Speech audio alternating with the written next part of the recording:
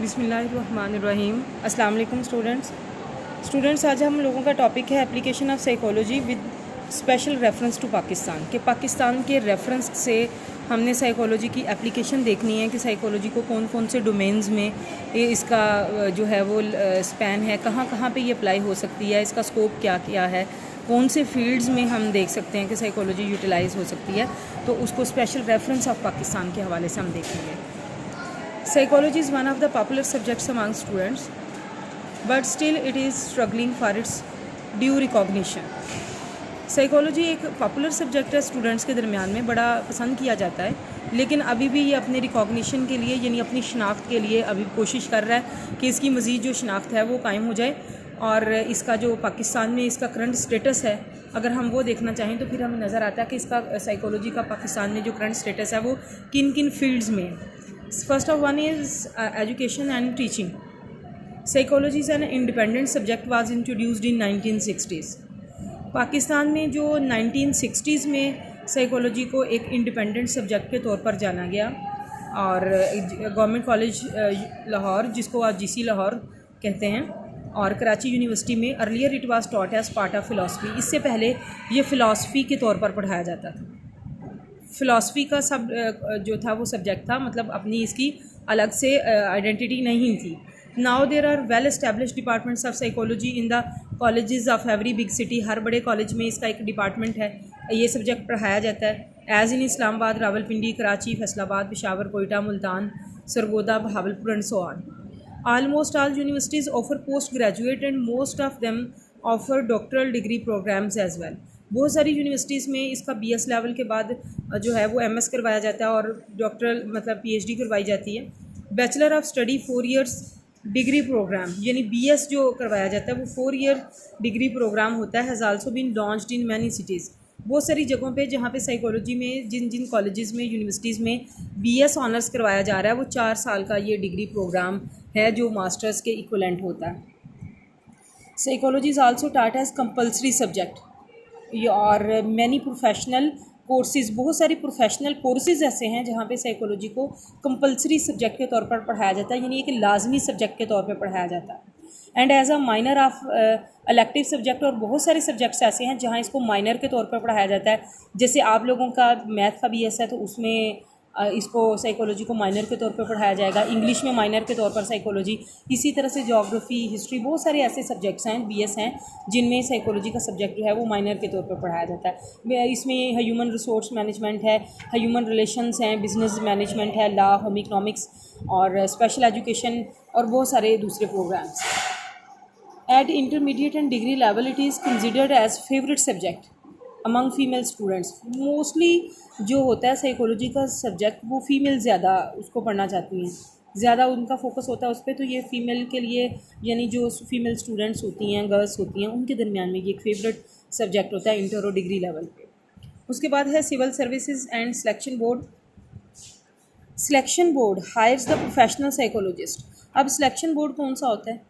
जो सीएसएस करने वालों को सिलेक्ट करता है, पब्लिक सर्विस कमीशन वालों को सिलेक्ट करता है, पीपीएससी को, एफसीपीएस को, इस तरह से डिफरेंट वो जो जगहों पे सिलेक्शन प्रोसेस होता है, रिक्रूटमेंट होती है जॉब्स के लिए, वो लोग क्या करते हैं, वो प्रोफेशनल साइकोलॉजिस्ट को हायर करते हैं सिलेक्शन प्रोसेस के लिए, उनको बिठाते हैं ताकि वो अपने साइकोलॉजिकल टेस्ट उन पर अप्लाई करें, वो टेक्निक्स उन पर यूज़ करें, तो एवेलुएट हो कि स्टूडेंट्स क्या इस जॉब के लिए या इस सीट के लिए एलिजिबल है या नहीं।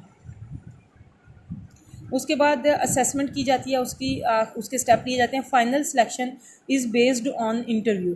वो उसके जैसे कॉम्पिटिटिव एग्जामिनेशंस होते हैं कि टेस्ट होता है, फिर टेस्ट के बाद इंटरव्यू होता है, तो वो दोनों टेस्ट में भी कुछ हद तक साइकोलॉजिकल जो क्वेश्चंस हैं वो शामिल होते हैं, लेकिन ज़्यादातर वो जो है वो सब्जेक्ट को बेस कर रहा होता है। तो इंटरव्यू में जो है इसकी टेक्निक्स जो हैं वो फिर यूज़ की जाती है। उसके बाद आर्मी सिलेक्शन सेंटर है। In armed forces psychological assessment is considered vital, और ये बहुत ज़रूरी समझा जाता है कि जब आर्मी के सिलेक्शन सेंटर हों तो वहाँ पे साइकोलॉजिकल असेसमेंट जो है वो की जाए कैंडिडेट्स की, और जो सिलेक्शन टाइम कमेटी के सामने जो है वो अपीयर होते हैं, and also among the members of them team, और उनकी टीम के जो हैं वो मेंबर के तौर पे वहाँ पे वो जो है वो काम कर रहे होते हैं और वो जो है वो सामने आ रहे होते हैं।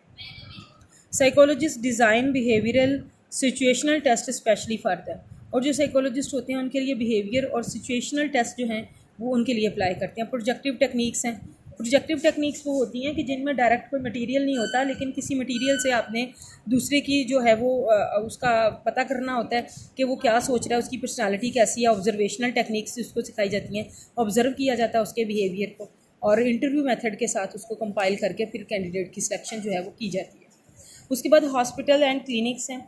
द फॉर्मल जो उसकी ट्रेनिंग है क्लिनिकल साइकोलॉजी की स्पेशलाइजेशन, वो क्लिनिक्स में हॉस्पिटल्स में ही मुमकिन है। और ये पंजाब यूनिवर्सिटी में 1983 में और कराची यूनिवर्सिटी में 1984 में स्टार्ट हुआ। It is known as most masters training program for clinical psychologist. Now many universities have introduced not only the diploma and degree programs in clinical psychology but MS और PhD भी और MS भी जो है वो इसमें start करवाया। और वो जो क्लिनिकल वार्ड्स हैं डिफरेंट हॉस्पिटल्स की, वहाँ पे भी इसके लिए एक सीट जो है वो आती है साइकोलॉजिस्ट के लिए। According to Mental Health Ordinance, Federal Health Authority has established psychiatric units in major hospitals। जितने भी बड़े हॉस्पिटल्स होते हैं वहाँ पे साइकेट्री वार्ड जो है वो उसको इस्टेब्लिश किया जाता है। और clinical psychologist have a vast field in hospitals. Hospital में क्लिनिकल साइकोलॉजिस्ट के पास काफ़ी रेंज होती है कि वो वहाँ पे जॉब करें, अपने प्राइवेट क्लिनिक बनाएं, प्राइवेट सेक्टर में आ जाएं, प्राइवेट हॉस्पिटल्स में जो है वो अप्लाई कर सकते हैं। एक और उसके बाद another major utility of psychotherapist is treatment. जो सेंटर्स होते हैं ड्रग एडिक्शन के, जो सेंटर्स होते हैं जहाँ पे नशा करने वालों को ट्रीट किया जाता है, और बहुत सारे गवर्नमेंट के साइकेट्रिस्ट जो हैं वहाँ पे फिर ज्वाइन करते हैं, साइकोथेरेपिस्ट जो है फिर वहाँ पे ज्वाइन करते हैं। अब आपको मैं एक डिफरेंस बता दूँ, what is difference between psychiatrist and psychologist.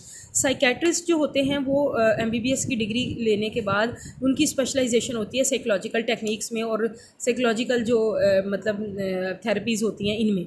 तो वो मेडिसिन भी दे सकते हैं, फिजिकली चेकअप भी कर सकते हैं पेशेंट का, और साइकोलॉजिकली भी।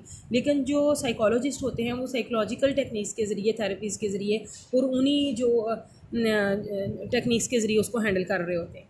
रिहैबिलिटेशन सेंटर है, many rehabilitation centre has been established for mentally retarded और फिज़िकली हैंडीकैप। जो बच्चे लोग जो होते हैं वो जिस्मानी तौर पे माजूर होते हैं या मेंटली हैंडीकैप्ड रिटार्टेड होते हैं, यानी दिमागी तौर पर दूसरे लोगों से पीछे होते हैं या उनको कोई प्रॉब्लम होता है, उनके लिए रिहैबिलिटेशन सेंटर जो है वो कायम किया जाता है। Psychologist are employed there as therapist, instruction के तौर पे, टीचर्स के तौर पे, एग्जेक्टिव के तौर पे वहाँ पे काम कर रहे होते हैं। Some psychologists voluntarily work such as centres, और कुछ ऐसे साइकोलॉजिस्ट होते हैं जो वॉलंटरली मतलब रज़ाकाराना तौर पे उन सेंटर्स में, उन जगहों पे जो है वो काम कर रहे होते हैं। उसके बाद है नॉन गवर्नमेंट ऑर्गेनाइजेशंस हैं, NGOs हैं। साइकोलॉजिस्ट है formed their own organisations. Psychologist ने अपनी ऑर्गेनाइजेशंस भी बना ली हैं जो सोशल वेलफेयर के लिए, गाइडेंस के लिए, काउंसलिंग के लिए, लोगों को बताना कि उनके लिए सब्जेक्ट कौन सा अच्छा रहेगा, उनके लिए जॉब कौन सी अच्छी रहेगी, उनके किस ग्रेड पे उनको क्या करना चाहिए, तो ये काउंसलिंग कहलाती है। Role of NGO was quite prominent during the national disaster. जब नेशनल डिज़ास्टर आया था ना, अर्थक्वेक आया था 2005 में, तो उस वक्त लोगों की बहुत ज़्यादा तबाहकारियाँ हुई थी, घर के घर ख़त्म हो गए थे लोग, एक ख़ानदान के कितने कितने अफराद मर गए थे। तो जो दूसरे लोग बच गए थे वो मेंटली बहुत ज़्यादा डिस्ट्रेस और डिस्टर्ब हो गए थे, उनको बहुत साइकोलॉजिकल प्रॉब्लम्स आ गए थे। तो उस वक्त ये रिहैबिलिटेशन सेंटर जो था उसको वो स्टार्ट हुआ लोगों को रिहैबिलिटेट करने के लिए, दोबारा से ज़िंदगी की तरफ लाने के लिए। रिहैबिलिटेशन का मतलब ये होता है कि दोबारा से उनको आबाद करना, हैबिटेट उसको दोबारा से ज़िंदगी की तरफ जो है, रनाइयों की तरफ, खुशियों की तरफ वापस लौटाना। उसके बाद रिसर्च है। रिसर्च में ज़ाहिर सी बात है साइकोलॉजी जो भी कोई सब्जेक्ट होता है वो रिसर्च के बगैर मुमकिन नहीं है। तो national institute of psychology NIP was an autonomous जो organization for research purpose. Research purpose के लिए 1994 में जो NIP है उसको इस्टेब्लिश किया गया, जहाँ पे डिफरेंट इसके टॉपिक्स पे रिसर्च होती है, इसके नए कॉन्सेप्ट्स पे, थेरीज़ पे, और लोकल यूज़ के लिए भी वहाँ पे टेस्ट भी जो है जनरेट किए जाते हैं कि जो लोग दूसरे मुल्कों में रहते हैं वो टेस्ट बनाते हैं और फिर हम उनको यहाँ पे अप्लाई करते हैं। तो यहाँ के लोकल लोग, लोकल कम्युनिटी, यहाँ की कल्चर, सकाफत, यहाँ की नीड्स और लोगों की डिमांड्स के अकॉर्डिंग उस लिहाज से फिर वो टेस्ट का क्रिएशन करते हैं ताकि वो हमें फिर वो ट्रांसलेट भी नहीं करना पड़ता। To sum up teaching in colleges and university it is major application. और जो कॉलेजेस और यूनिवर्सिटीज़ में पढ़ाया जाता है ये सब्जेक्ट, उसकी मेजर एप्लीकेशन है। Psychologist have been employed in their area such as industrial organisation, special education और प्रिजनर रिहैबिलिटेशन सेंटर्स।